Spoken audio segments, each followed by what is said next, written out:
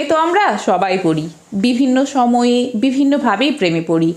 কেউ বা টাকা পয়সার প্রেমে পড়ে, কেউ বিভিন্নভাবে তার অপোজিট জেন্ডারের প্রতি প্রেমে পড়ে, অনেকে তো অ্যালকোহলের প্রেমেও পড়ে, কিন্তু প্রকৃতির প্রেমে পড়ে এইরকম কতজনই বা রয়েছে।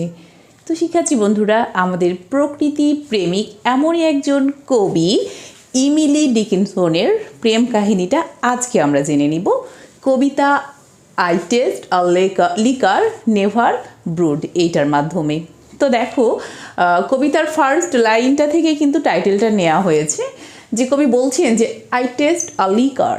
লিকার বলতে এখানে কিন্তু উনি একটা লিকার তো তোমরা বোঝোই, তাই না? এখানে উনি বলতে চাচ্ছেন যে আমি একটা লিকার নিয়েছি, এটা ধরে নাও তুমি এক টাইপের ওয়াইন হতে পারে, হ্যাঁ। তো যেটা কি নেভার ব্রুড, মানে যেটা কখনো গাজন করা হয়নি। তোমরা নর্মালি জানো ওয়াইন বা আমরা যে মদের কথা বলছি, এটাকে কি করা হয়, বিভিন্নভাবে গাজন করা হয়, দ্যাট মিনস পচানো হয় কয়েকদিন, তারপরে এটা পরিবেশন করা হয়, তাই না? কিন্তু কবি বলছে যে আমিও এমন একটা লিকার নিয়েছি, এমন একটা ওয়াইন টেস্ট করেছি বা সেটার প্রেমে পড়েছি আর কি। কি এটা কিন্তু এখনো বলেননি, উনি জাস্ট বলছেন যে যেটা কি নেভার ব্রুড, এটা কখনো কিন্তু গাজন করা হয়নি।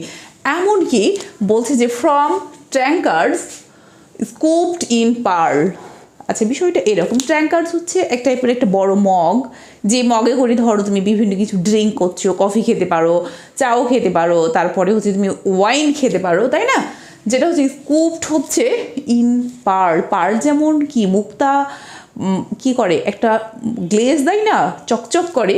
তো মনে করো যে ওয়াইনটা তুমি খাচ্ছ একটা বড় মগে করে, একটা মুক্তা খচিত মগ, বা যে মগে এটা কি বুদবুদ হয়ে যে উপরে যে হচ্ছে ব্যাপারটা থাকে না, যেটা কি হয় মনে হচ্ছে যেন মুক্তা খচিত এবং মুক্তার মতো একটা গ্লেজ দিচ্ছে। কবি এটা কিন্তু তুলনা করছেন যে আমি যে ওয়াইনটা নিয়েছি সেটা তার চেয়েও কি, মানে একটা মুক্তাখচিত মগে নিলে যে একটা তোমার ফিলিংস, তার চেয়েও অধিক বেশি। Not wall the ভার্ডস upon the Rhine. রাইনের কথা এখানে বলা হচ্ছে, রাইন হচ্ছে যার মানে একটা নদী, যে নদীর তীরে যে মানে মদটা বানানো হয়, ওয়াইনটা বানানো হয়, এটার কিন্তু একটা ব্যাপক পপুলারিটি রয়েছে, হ্যাঁ। তো উনি বলছেন যে সেটার চেয়েও আমি যে লিকারটা টেস্ট করেছি এটা আরও বেশি interesting. Yield such and alcohol, এমনকি একটা অ্যালকোহলেও যে পরিমাণ রিল্যাক্সেশন রয়েছে, তার চেয়েও বেশি আমি যেটা ড্রিঙ্ক করেছি বা আমি যেটা টেস্ট করেছি সেইটাতে রয়েছে। এখন কবি আসলে কি টেস্ট করেছেন? ফার্স্ট স্টেইন, যাতে ইটস নট ক্লিয়ার, ওকে। তবে তোমরা নিশ্চয়ই বুঝতে পারছো আমার মানে ইন্ট্রো শুনেই, তাই না? ওকে, এবার সেকেন্ড স্টেইন যাতে গিয়ে কিন্তু কবি এটা বোঝাতে চেষ্টা করেছেন যে উনি কিসের প্রেমে পড়েছেন। এবার চলো দেখি।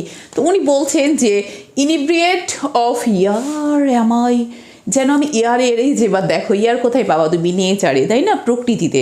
তো ইয়ারে কি হয়ে গেছি, আমি একদম পাগল হয়ে গেছি, উতলা হয়ে গেছি, উদ্দাম হয়ে গেছি, তাই না, যে বাতাসের সাথে আমি হেলছি দুলছি, মিলেমিশে একাকার হয়ে গেছি। এবার তাহলে কবিও প্রেমে পড়েছে কিসের বলো তো? প্রকৃতির প্রেমে, তাই না? And debauchee of due.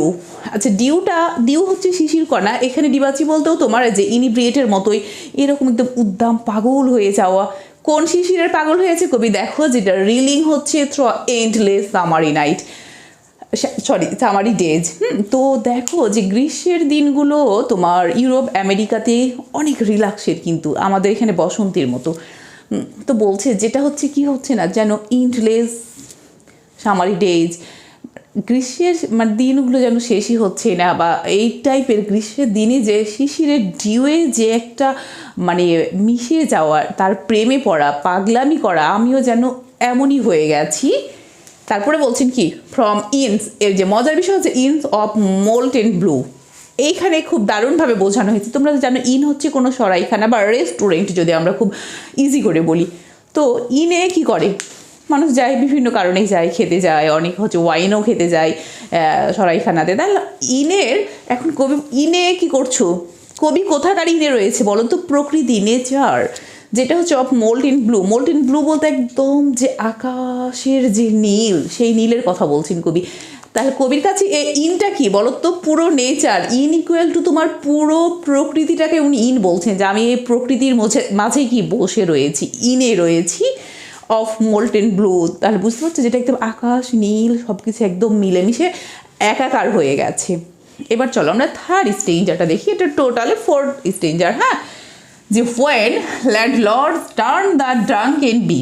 ওকে, এইখানে মজার বিষয় হচ্ছে যে ড্রাঙ্কেন বি বা ল্যান্ডলর্ডস এটা একটু মেটাফরিক্যাল ইউজ করা হয়েছে। আচ্ছা, বি বা মৌমাছিরা কি করে? একটা ফুলে মধু খেয়ে ওখানে বসে থাকে না, বিভিন্ন ফুলে যায়।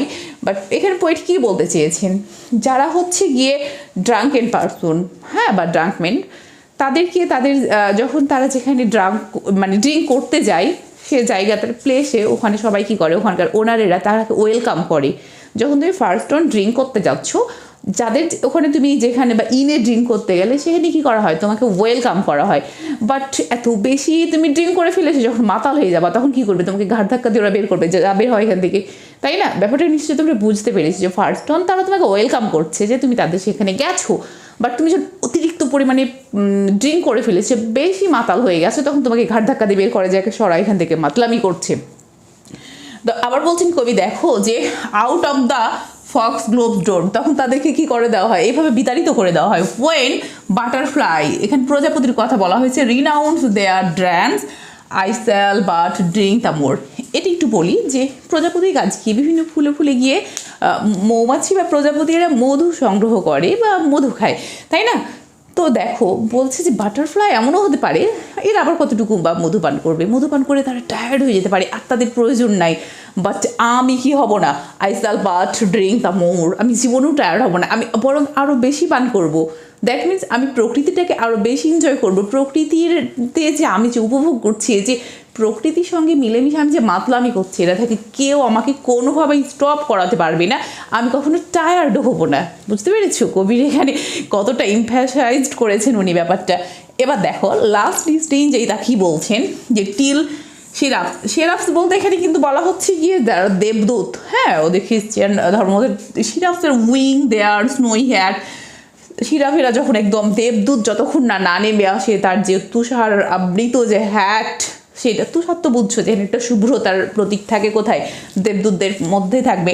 অ্যান্ড সেইন্টস, এবং আরও যে মানে ভালো যারা সন্ন্যাসী ধর্মযাজক রয়েছে, টু উইন্ডোজ রান, তারা যতক্ষণ না পর্যন্ত আমার উইন্ডোজের কাছাকাছি আসবে, মানে আমার কাছাকাছি আসবে, যখন মানে স্বর্গ থেকে দেবদূত যতক্ষণ না নেমে এসে আমাকে দেখছে। To see the tippler, tippler বলতে যে মাতলামি করছি না আমি, আমার মতে মাতালটাকে leaning against the sun, lean করা মানে কি, হেলে যাওয়া, এগেনস্ট দ্য সান মানে আমি যেন সূর্যের বিপরীতে কী করছি, সূর্যের বিপরীতে একটা তার হচ্ছে হেলান দিয়ে সূর্যকে উপভোগ করছি, এই প্রকৃতিটাকে উপভোগ করছি। তাহলে সে ইনভাইট করেছে যে সিরাফ এবং সেইন্ট তারা যতক্ষণ পর্যন্ত আমাকে কি করছে না, এখানে এসে আমাকে দেখছে না, ততক্ষণ তো আমি এটা স্টপ করবোই না। এবং আমি এক্সপেক্ট করছি যে আমার এত প্রকৃতি প্রেম দেখে কি করবে, তারা হচ্ছে গিয়ে ঠিক আমাকে দেখতে আসবে যে আমি সূর্যের গায়ে বা সূর্যের অপোজিটে কীভাবে হেলান দিয়ে এই প্রকৃতিটাকে উপভোগ করছি। তো শিক্ষার্থী বন্ধুরা, এটা আসলে বলো তো যে এটার থিমটা কী হতে পারে, এটা মূলত কিসের বেসিসে লেখা হয়েছে? এটা মূলত বিউটি অফ নেচার, তাই না, বা appreciating the glory of nature. হ্যাঁ, প্রকৃতিকে অ্যাপ্রিসিয়েট করা বা প্রশংসা করা, গ্লোরি অফ নেচার বা বিউটি অফ নেচারই মূলত এটার মেইন থিম। তো আশা করি তোমরা বুঝতে পেরেছো আমাদের পোয়েট ইমিলি ডিকিনসনের কবিতা I taste a liquor never brewed. কেমন লাগলো অবশ্যই কমেন্ট সেকশনে জানাতে ভুলবে না। আজ পর্যন্ত সবাই অনেক ভালো থাকবে, আল্লাহ হাফেজ।